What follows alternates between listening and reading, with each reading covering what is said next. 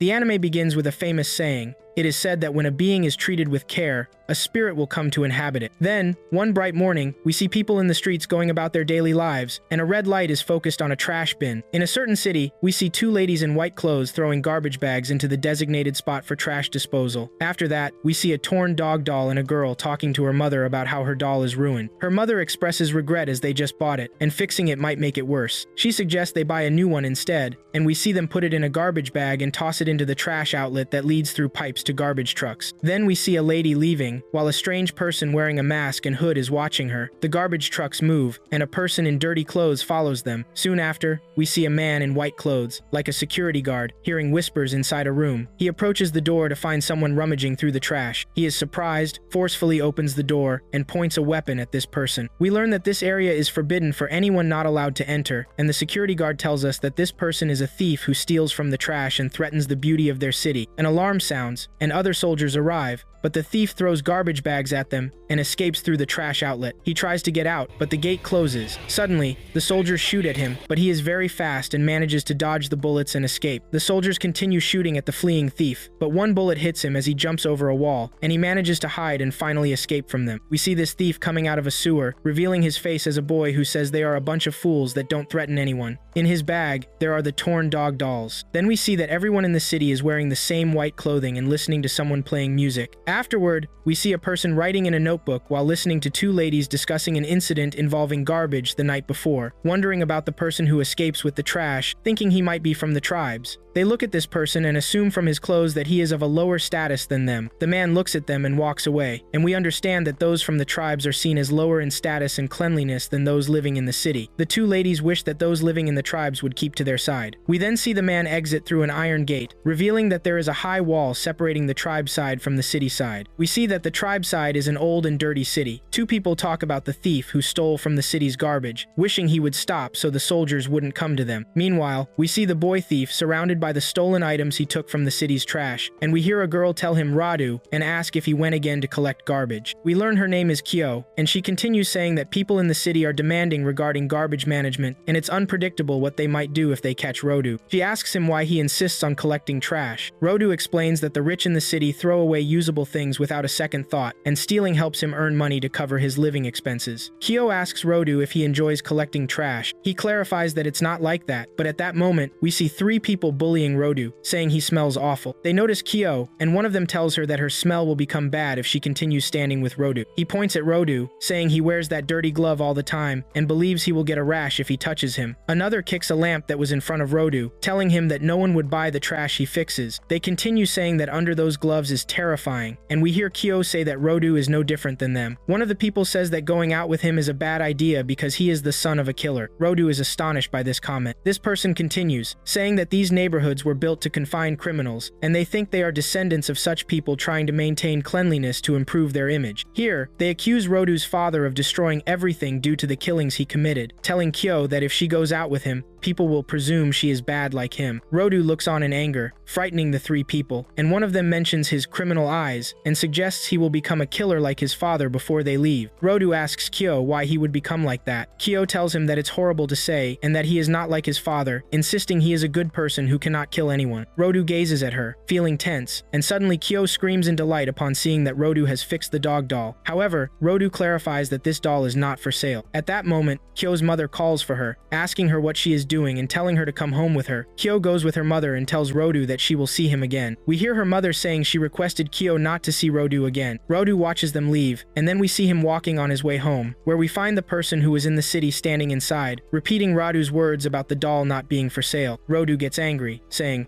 "Regto, you were watching me." Regto explains that he must be clear about his feelings and continues that he wants to talk to Rodu about his actions regarding the city's garbage. Then we hear Regto telling Rodu that their situation is not hard enough to risk his life and that he should let Regto handle things until Rodu grows up. Rodu looks at him, stating he's not in danger since they have never found him. Regto responds that they indeed found him last night, emphasizing that Rodu and he are not blood related but are like family, and Rodu should not act as if he owes him something. Rodu clarifies that Regto found him as a child and raised him, stating he doesn't owe him anything but treats him with respect. Regto looks at him, wishing to be honest with Kyo. Rodu feels tense and knocks over a lamp, looking at Regto with anger and asking why they are talking about Kyo. Regto notices the wound on Rodu and asks when he got it, wanting to know if someone shot him. Rodu panics, saying no. Regto approaches him, wanting to see the wound so he can change the bandage on his hands, asking him to take off his glove. We see Rodu remove his glove as we hear Regto tell him that he must stop stealing trash, or he will end up with serious injuries next time. We see that he bandaged his wounds. Rodu stands up, explaining that these wounds are not as serious as those left by his father. He looks at his hand, covered in scars, as Regto looks down, saying that the penalty for major crimes is instant death, which means a fall into the pit, and this has been the city's rule since ancient times. He adds that Rodu's father was thrown into that pit, which is why Rodu must take care of himself, even in this filthy world. Rodu recounts that his hand was black like this, as he remembers, and sometimes he feels intense pain from them. He recalls the looks of people who were disturbed by seeing his injury, which drained his spirit when he was little. He clarifies that Regto is the one who gave him these gloves that eased his pain, and he is indebted to Regto. Meanwhile, Regto holds the dog doll, advising Rodu to tell Kyo about his feelings, or someone will take her away from him. He adds that he should give her this doll tomorrow. Rodu gets flustered and angry, and we hear them arguing. At this moment, we see the masked person standing outside, listening to their quarrel. The next day, Regto advises Rodu to smile and tighten his face to make it look happy, but Rodu replies that there is no way to succeed with his face. He glances at the doll, thinking Kyo would be at her home, and walks on the road. He notices garbage bags, looks at them, and continues his way. He clarifies that the pit is basically a massive dump where all the trash ends up, and anyone who commits a crime is thrown in there. We see the waste being tossed into the pit, hearing voices from people gathered chanting, "Send the filth to the pit." We see someone thrown into the pit, and Rodu clarifies that his father was thrown into the pit. He wonders what happens to the people who are thrown in there. Meanwhile, we hear someone say they are sending another person to the pit. Rodu responds with a yes, and he realizes that the one speaking is Chio. Rodu stutters when he sees her, and hides the doll behind his back. Chio is happy to see Rodu because he doesn't come here often. Rodu can't respond. Chio continues that it's a terrible sight. Rodu agrees and says it's not much different from any place in the slums. Chio says that the slums were built on the edge of the city, so that they could instill the idea that anything bad you do will lead to you being thrown into the pit, and that anyone who lives here must witness the executions, whether they like it or not. She looked at Rodu and wished that she wouldn't see him meet his end in the pit. She added that she knows there's a lot of trash that doesn't deserve to be thrown away, and that if Rodu put himself in danger for that and was caught, his fate would be to be thrown into the pit. Rodu says that Rigetto said this. Chio replies, "Because he loves you too." Rodu is surprised by Chio's words, and he says, "Loves me too?" Chio notices and gets embarrassed and says, "I didn't mean that." Rodu looks at her in surprise. He holds the doll, puts it to his face, and falls to the ground. Chio looks at the doll and says, "Is this the doll?" Rodu interrupts her and says that he thought she would like it when he saw it.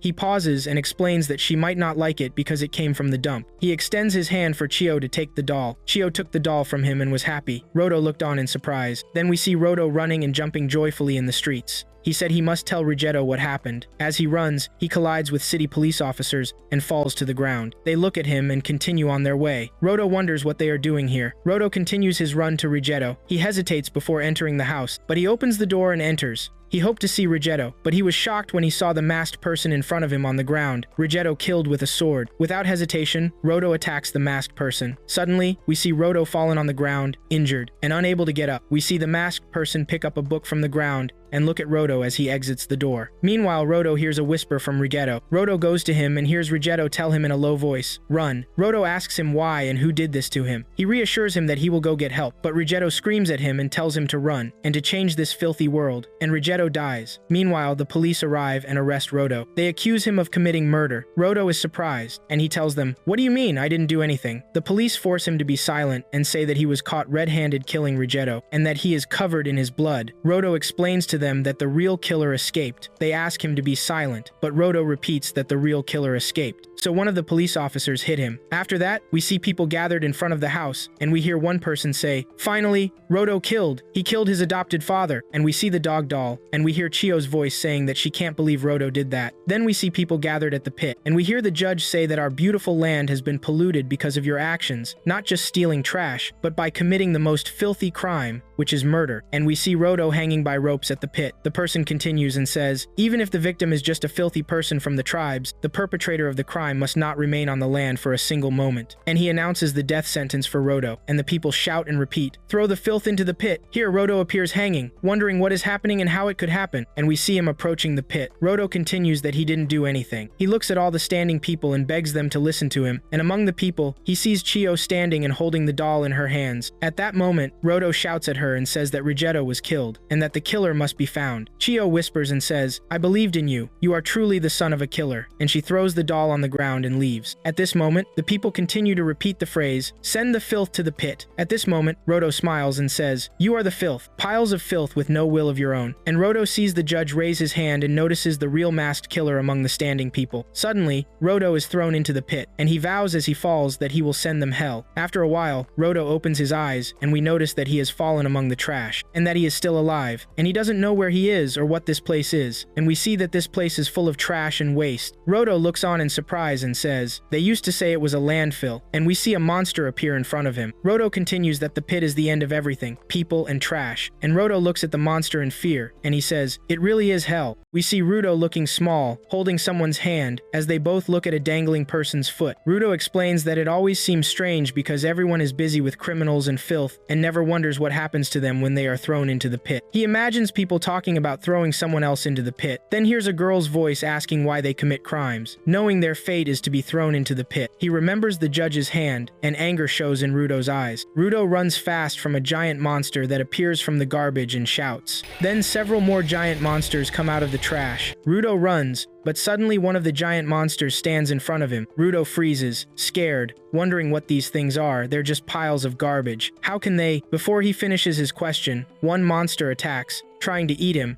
but Rodu quickly moves away. He runs but trips and falls on a human skull. He gets angry and asks how they could throw him into this hell. An earthquake happens, and suddenly the monsters stop moving. We see Rodu lying injured on the ground, feeling the air here is awful. If he keeps breathing it in, his lungs will tear. He tries to get up, thinking he needs to find a safer place. He looks around in shock and wonders if there is even a safe place in this weird area. Suddenly, he vomits blood and looks at the three monsters starting to move toward him. Rodu wonders if he's going to die here. He thinks of Reguto at that moment, seeing him lying on the ground with blood coming out. Rodu says here, no. He looks ahead, picks up a stick from the ground, and starts to stand. He says there's something he must do for the people who despised him, called him a criminal, and threw him in this pit. But first, the killer who killed Regutohei vows to find that person. Suddenly, a monster attacks him. Rodu hits it hard with the stick, saying he must live long enough to get revenge. Next, we see a box thrown at a man holding an umbrella. He looks through magnifying glasses, wondering, is this the one? Meanwhile, Rodu struggles with the giant monster, hitting it. He says this place and these monsters smell rotten. Rodu attacks the monster, jumps on it,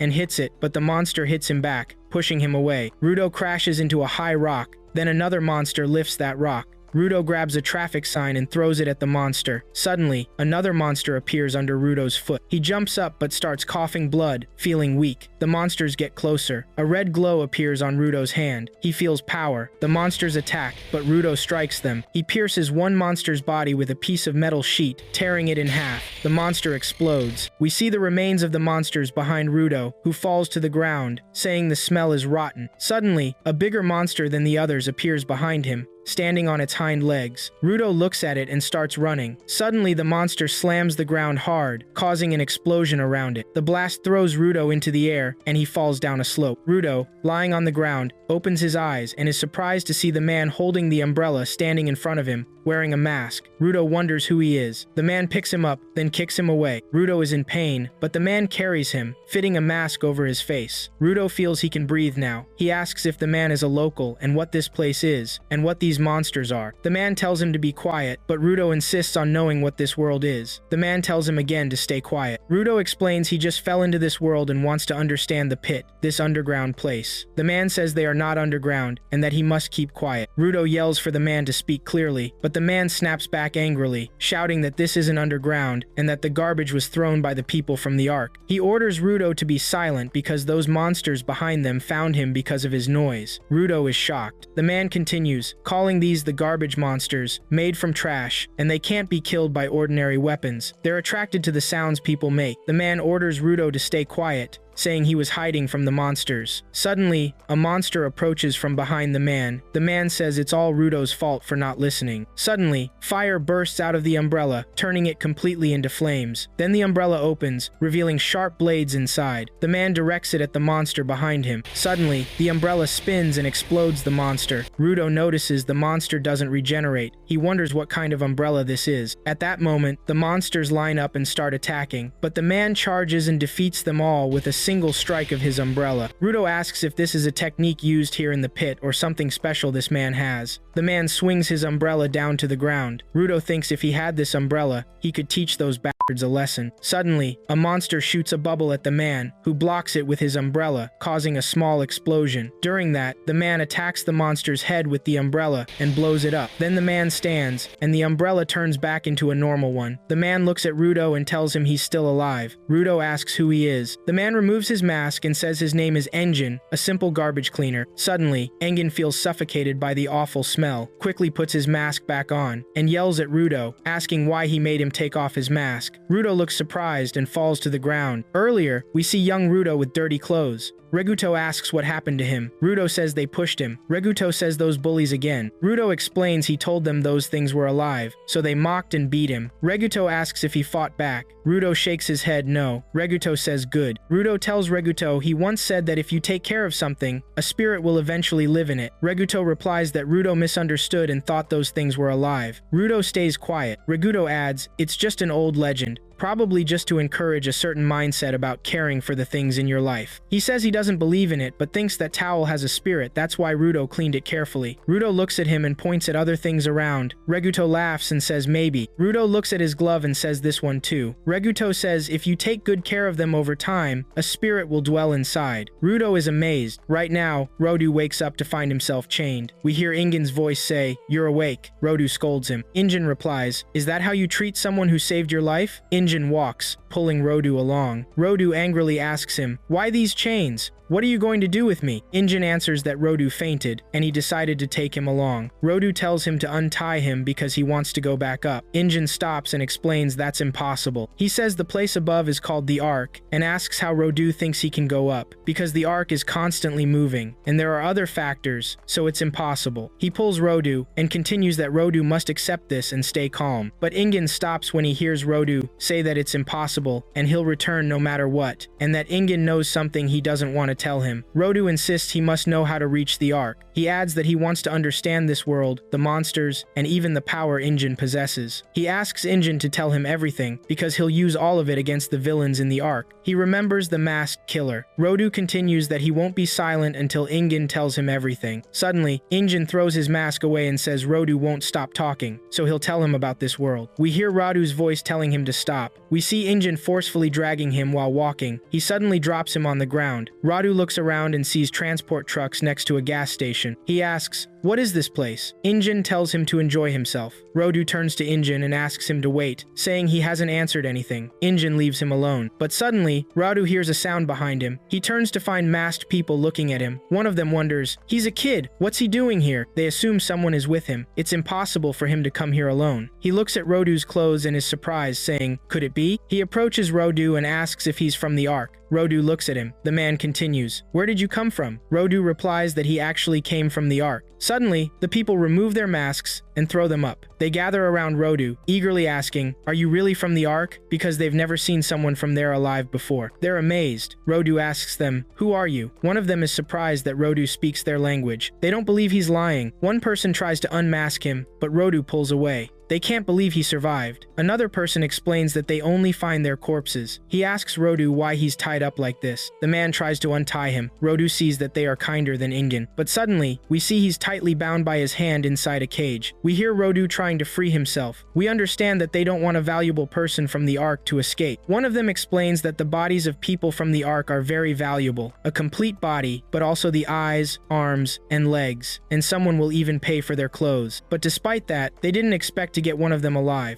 Rodu looks at them in anger. One of them replies, "You want to know why someone desires the Ark's inhabitants? Because we hate you." He continues, "You dump your trash here, and it piled up, polluting the air, even creating monsters. The monsters killed many people here, and people were crushed by the garbage. They lost their homes because of the poisoned soil." He asks Rodu, "What do you expect them to do when they see you? They'll torture you. They'll tear you apart in front of everyone. After we sell you, we'll stand and pay to watch them do it." We see them throw dirty food in front of him and force feed him because he's thin and they don't want him to starve to death. The man smiles and says he bets Rodu's taste is sensitive to the dirty food here. He adds that the Ark's inhabitants are arrogant and never touch garbage. He force feeds him. Another man, who smiles, confirms, "Food waste. Certainly." The man opens Rodu's mouth forcefully and feeds him, but Rodu bites the man's fingers so hard that he tears the skin off. The man falls, screaming in pain. We see bone exposed from his fingers. We see Rodu chewing the man's fingers in his mouth. Everyone is astonished when they see Rodu tilt his head to the ground and eat the dirty food. We hear Rodu say that the food isn't garbage but certainly edible. He looks at them while eating, and they look at him in astonishment. Rodu explains that everyone he meets talks about the Ark and the Earth, garbage and tribes, here above and there below. He gets angry, and we see a red light appear from his hand and cover his body. Rodu continues that they should stop classifying people based on their own classifications. Suddenly, Rodu breaks free from his restraints. He jumps in front of them. He says, "You think you have the right to treat me however you please. This won't be accepted anymore." The red light appears around him. Meanwhile, Injin was watching him with his magnifying glasses from a distance. We hear him smile and say, "Amazing energy." He adds that he discovered it in him from the beginning. At this moment, Rodu takes off his mask and remembers Rigto's saying that if you treat something with care, a spirit will inhabit it one day, and the spirit will come to its aid. We see energy coming out of his glove. He grabs the chains, and the energy shines more intensely. The people look at him and say it's impossible for someone from the Ark to possess such energy. Meanwhile, Ingen observes and explains that those who can give life to objects and extract their power are givers. At this moment, the man whose hand Rodu bit screams at the rest of the people that this child must pay the price. He gets angry and orders them to kill him. The people attack Rodu. Rodu lifts the chain and throws it at them. One person says they must target the chains. He adds that givers are helpless without their objects. A person appears in front of Rodu and hits the chain away. Rodu grabs a car wheel and imbues it with power. Injin is surprised as he watches the event. Rodu turns the wheel into a weapon. Injin and the man are surprised that Rodu can use more than one object. Rodu hits the man in the face and knocks him to the ground. We notice that he has knocked everyone to the ground. He approaches the last person whose fingers he bit. This man screams at him and wishes him death. Rodu extends his hand to hit the person, and at that moment, Ingen appears from behind him and grabs Rodu's hand, telling him to calm down. Rodu indeed calms down. We see objects falling around, and a rock falls on the man's head, knocking him unconscious. Rodu looks at him and asks Ingen, "Right?" Ingen replies, "Yes." Suddenly, the wheel in Rodu's hand turns to ash, and he wonders what this is. Rodu explains that he suddenly remembered Rigto's words and bleeds from his nose, looking at his glove. Ingen explains that using such power exhausts the body. He apologizes because he wanted to make sure Rodu's power was real, and he will tell Rodu everything he wants to know about this world, and also about his power. But in return, he extends his hand to Rodu and asks him to join the cleaners because they want someone like him. Rodu looks at him in surprise and says, "Me, I'd rather not."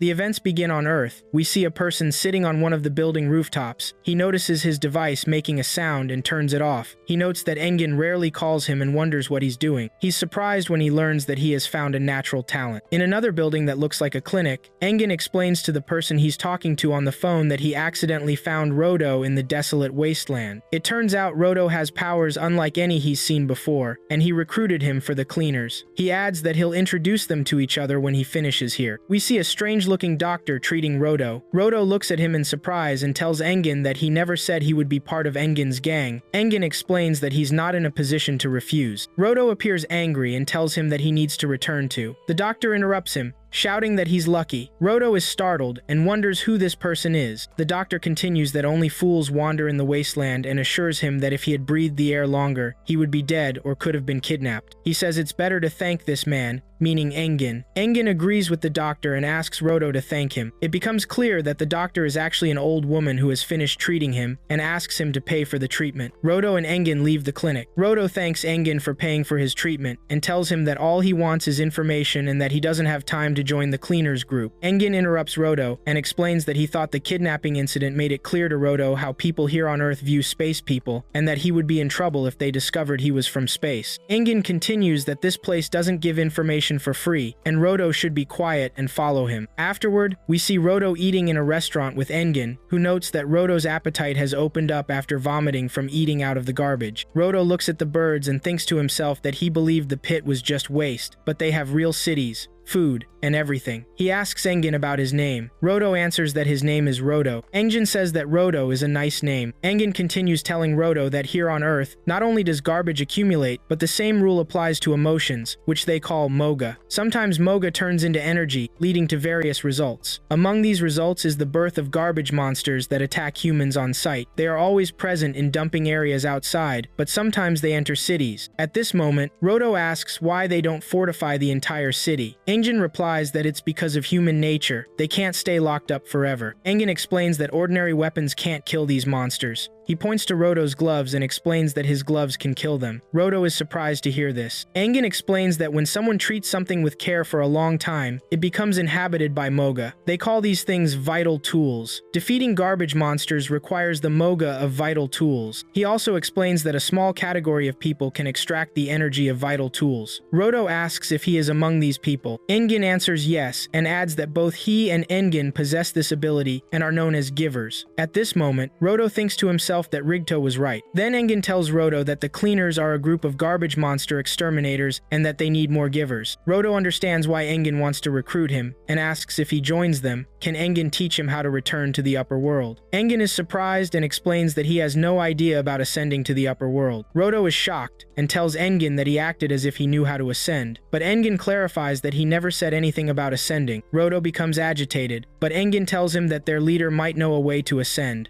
Rodu asks to speak to their leader. Engin asks Rodu who gave him his gloves. Rodu replies that it was his father, and that these gloves remind him of his father. Engin now understands why Rodu keeps these gloves, and explains that when something has value to you, you must take care of it. It's a simple idea, but few people can appreciate it. Engin explains that these gloves are good and have spirit, and asks Rodu to take good care of them. Here, Rodu remembers his father and cries. At this moment, Engin receives an alert. He gets up and tells Rodu that he's told him enough information about life on Earth for now, and asks him to wait here. But Rodu interrupts him, apologizes, and tells him that he owes him everything. Engin turns to him, smiles, gives him some money, and advises him not to spend it all on one thing. Rodu is surprised and asks Engin if he's sure. Engin replies that he's sure and tells him that this money is what he got from selling Rodu's clothes, which he also used to pay for his treatment and food, so he's sure. Engin leaves. Rodu becomes furious and shouts at Engin that he's going to hit him, but Engin explains that he can't wander around here in space clothes anyway and asks him to wait here. Rodu still stands angry and thinks to himself that he'll leave these fools as soon as he finds a way to ascend. At this moment, a cat appears, snatches the money bag, and runs away. Rodu runs after it, trying to catch the cat, but it escapes. Rodu finds a stick and takes it. It turns out that this stick belongs to someone standing nearby. We see the cat stumble as it jumps on a garbage bin and falls. Rodu catches up and grabs it with the stick. Rodu tries to take the money bag back, but suddenly he hears someone behind him telling him that it belongs to him and asking him to return it. Rodu explains that this money belongs to him. The person clarifies that he didn't mean the money but the stick. Rodu is surprised but tells the person that it's a bad stick. Suddenly, we see the person grab the stick from Rodu and push him away. We see the person holding the stick and smelling it. Rodu wonders who this person is and notices that he's wearing the same emblem that Engin wears. The person asks him if he thinks he can steal someone's treasure and escape without punishment. Rodu is surprised and wonders if this person is from the cleaners. The person tells him that he will receive severe punishment. We see the person raise his stick and point it at Rodu, telling him that when he steals someone's treasure, he should be prepared to face the consequences. He continues, "You new talent, Rodu." Rodu is surprised and asks if he knows his name and confirms that he's from the cleaners. The person answers yes and that Engin told him about him. He continues that he's from the Akuta cleaners. His name is Zanka, and Engin made him responsible for training Rodu. He didn't expect to start his training with something as basic as not stealing from people if your life has value to you.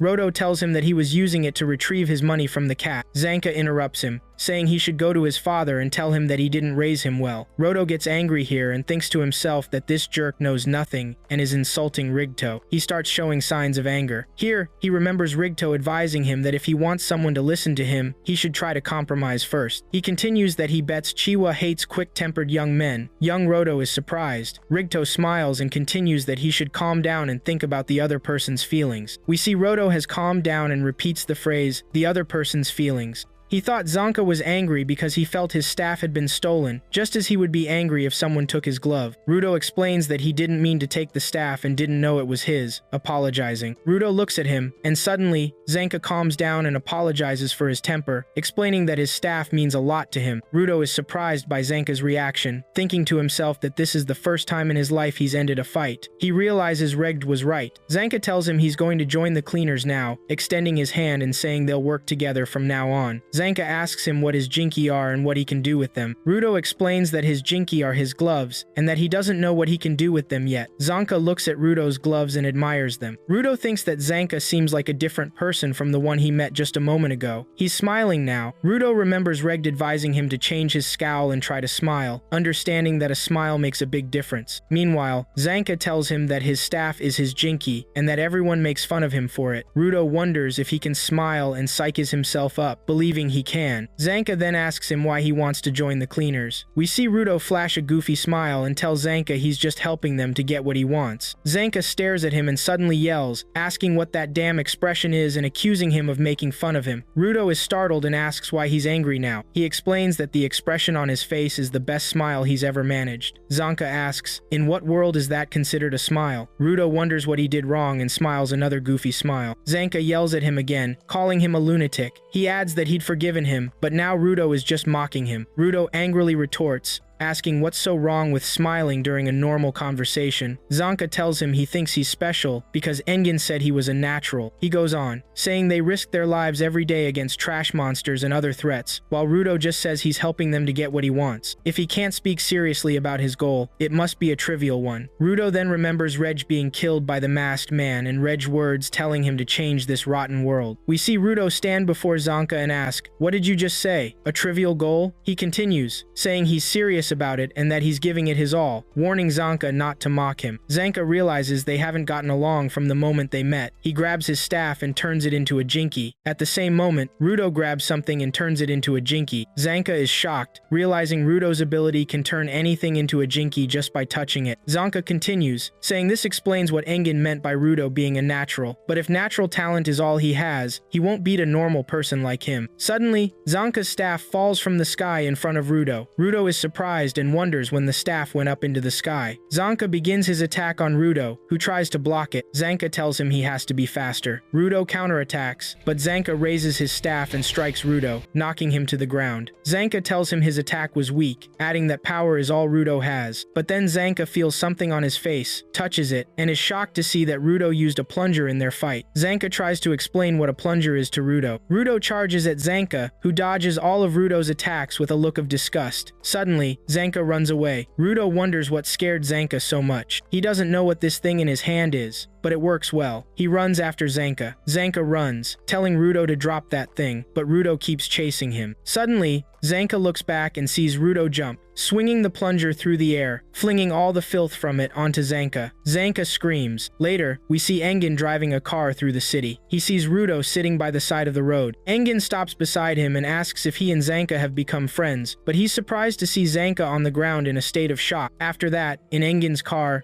we hear him laughing. He couldn't believe what Rudo did to Zanka. Zanka explains that he's never been humiliated with filth before. At the same moment, Rudo is shocked to realize he was fighting with filth the whole time. Engin points out that Zanka looks like a spoiled child on the ground and that he was humiliated by having filth thrown at him. He laughs again. Zanka tells him to stop laughing. Engin says this may not have been their most respectful first meeting, but he explains to Rudo that Zanka will be his trainer. He's their best bestower at controlling jinki and will teach him a lot. Zanka thinks to himself that Engin believes he's good and is surprised by it. Suddenly, Engin asks when Rio arrived. We see a girl sleeping in the backseat of the car. Rudo looks at her. The girl, named Rio, wakes up and says she got curious. She gets close to Rudo and asks, "Are you Rudo?" Rudo answers yes. He wonders if this girl is a cleaner too. We see Rio grab Rudo's hair and comment on how unique it is. Rudo is surprised that a woman is playing with his hair and wonders if this is what life on the surface is like. At that moment, Engin says they have to get going and announces that their next stop is the House the Cleaner's headquarters.